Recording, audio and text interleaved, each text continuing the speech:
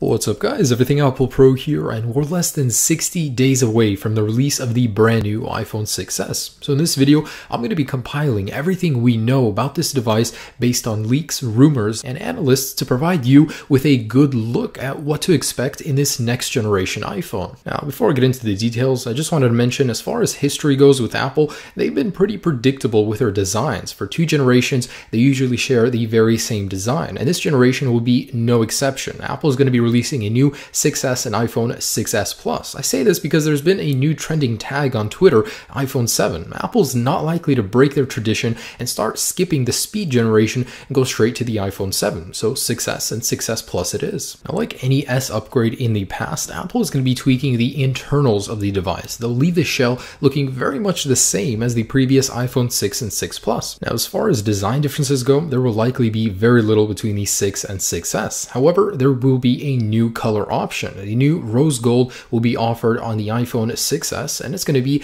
a more subtle shade than this. However, this will give us a good idea of what it will look like. And this is in a move to mirror the Apple Watch color choices, which is being currently offered in rose gold. And if you ask me, it's a fantastic color choice. And a couple smaller exterior changes we might be seeing: the FCC labels could no longer be required to be placed on the back of the device, so it will result in a cleaner look. Also, those antenna lines, not a lot of people agree with. They could actually adopt the color of the iPhone. So a new patent that Apple filed actually allows for a plastic that will look the same as anodized aluminium and match the color of it too. Another change that the 6S could be seeing is a 0.2 millimeters increase in thickness. Now, this could be for several reasons. For one, to accommodate that Force Touch technology, it's going to be adopted from the Apple Watch on the 6S. 2 is to make the structure more rigid, so it's less likely to bend. And 3, possibly to accommodate a slightly larger battery. Although design will change very little, the actual material will change. The iPhone 6s will adopt the 7000 series aluminium used in the production of the Apple Watch, which will result in 60% stronger aluminium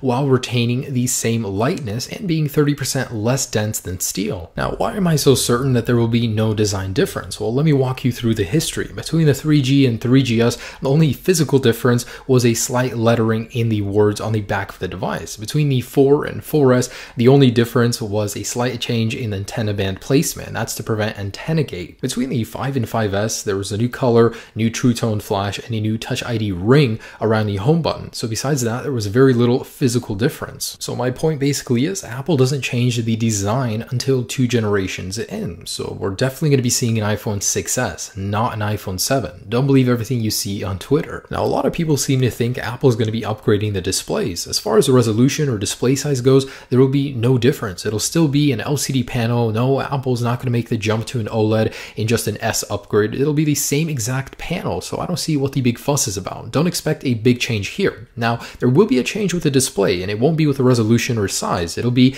the new Force Touch technology, and that's something taken straight from the Apple Watch. Now, Force Touch basically differentiates between a soft tap and a firm press on your display. Now, this opens up a world of new interaction with your device. Some practical uses of Force Touch based on a leak in the map application: instead of tapping to drop a pin, you can force tap and it'll actually drop one for you faster. Whenever playing any media such as video or music, you can scrub through music with different intensity based on how hard you're pressing on the button. That is really neat. Also, another one in the calendar application, you can just tap and hold with Force Touch and it'll basically just drop an event in there. So there's going to be a lot of under the skin interactions that weren't previously available, and this will have a large learning curve to it, but oh man, once you get used to it, it's going to be really worth it. I mean, on a touchscreen display, there's really not much you can do besides touch it. With this gives a 3D depth to your actual phone display, and that is really cool. Now, Force Touch is nice and all, but Apple is severely lagging behind in terms of screen durability. This year around, Apple's looking to change that. They're going to be using a custom blend of materials for the display of the iPhone 6 by the makers of Gorilla Glass 4, and this new material is not Gorilla Glass 4, but it'll retain the durability of it while having a scratch resistant nearly that of sapphire crystal. Now, what's less likely to happen in terms of display? Although Apple did purchase a company that specializes in touch display driver integration, which basically allows for edge-to-edge displays and even built-in Touch ID function, it's not likely to happen. And if it were, it definitely would not be on an S upgrade, possibly the iPhone 7. Now let's talk grip. As far as specs go, the iPhone 6 is no slouch. I mean, it is falling behind the competition, but Apple's going to want to up the ante. And with the iPhone 6s, Apple's going to be introducing the new A9 chip. It's a 14 nanometer construction compared to the 20 on the iPhone 6, and this is going to be Apple's second device behind the iPad Air 2 to feature 2GB of RAM. It will be 2GB LPDDR4 spec. Now there's no word on how many cores there could be, but it's possible it could be a triple core like the iPad Air 2, possibly even a quad core. But make no mistake, the iPhone 6s will be a powerhouse. Now the logic board from the iPhone 6s has leaked, and 9to5Mac reports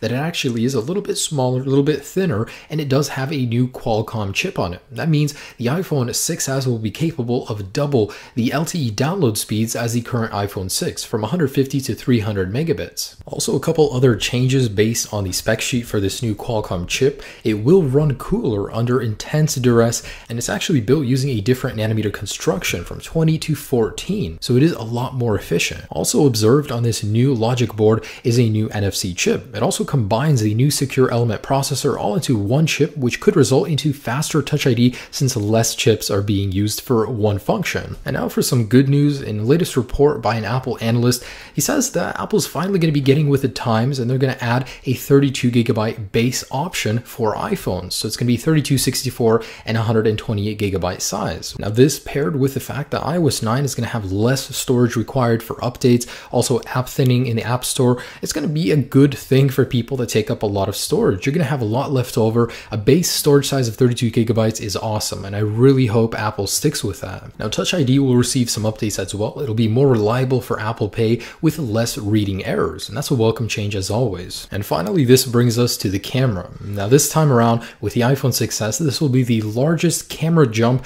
in Apple's entire iPhone history. We're going to be going from a measly 8 megapixels to 12 megapixels. It doesn't sound like much, but in the past we've gone from 0.3, 1.3 to 3 to 5 to 8, and here we are now. So this is going to be quite a significant jump. We're going to be seeing 4K video recording on a rear camera and a 1080p slow motion option. So that hasn't previously been available. It's always great to see that Apple moves forward with the camera, and this time around Apple is going to be reducing the size of the pixels to fit more into that little sensor. So what this means is basically when it comes to quality, there could be a very small increase. It's not likely to increase a lot, and low light performance might go down a little because as pixels get smaller, it's harder for them to pick up details in low light conditions. The front facing camera will be receiving some love as well. It'll now be a 5 megapixel wide angle sensor with 1080p video capabilities, and in a recent code leak it was learned that the front facing camera will be receiving some new functions as well. For one, it'll be capable of panoramic photos. Second, it'll be capable of slow motion as well, and third, there will be a front facing screen flash, so the entire screen will flash just like in Snapchat. And of course, if you opt for a smaller storage size, you'll be able to use iOS 9's new feature to change the resolution and everything in the camera settings to of course match all of your preferences. Now let's talk battery. If we take a look at the history of all S models,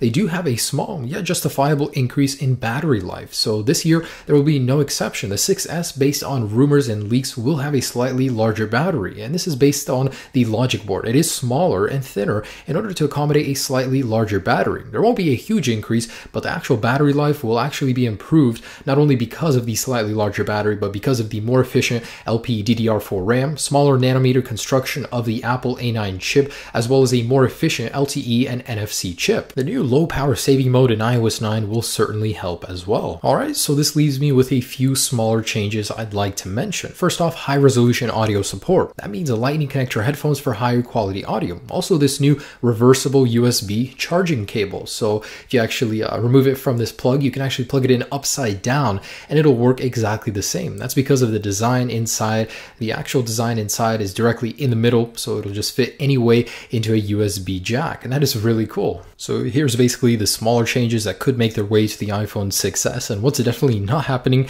is any sort of waterproofing, removable SD card, or battery. A sapphire display is just too expensive and it shatters really easily. Also, major design revisions are not likely to happen this time around. So guys, that's just about it on the feature front. However, I want to talk about the price and release date, but before that, I wanted to share a quote. And this is an Apple analyst, and he said, "I think the iPhone 6s will have more hardware improvements than any other S version that I can remember, and I think it will have a significantly better user experience." So all in all, what this is telling us is that the iPhone 6s, although it is an S upgrade, it'll be significant. There will be a lot stuffed in there, and it will be a worthy upgrade to the iPhone 6, that's for sure. And I wanted to touch on the price and release, and although this is a little bit more speculation, usually we have a rough time frame. So this time around, September 8th 8th to 12th, we're going to see the Apple event revealing the iPhone 6s and 6s Plus, and around September 25th to 28th, we should see a final release. So we can expect that then. Price might rise, although it's not confirmed. If it does rise, it won't be more than $50 to $100. And I wanted to mention that although there was a lot of word on an iPhone 6C happening, a smaller version of the iPhone 6 and cheaper,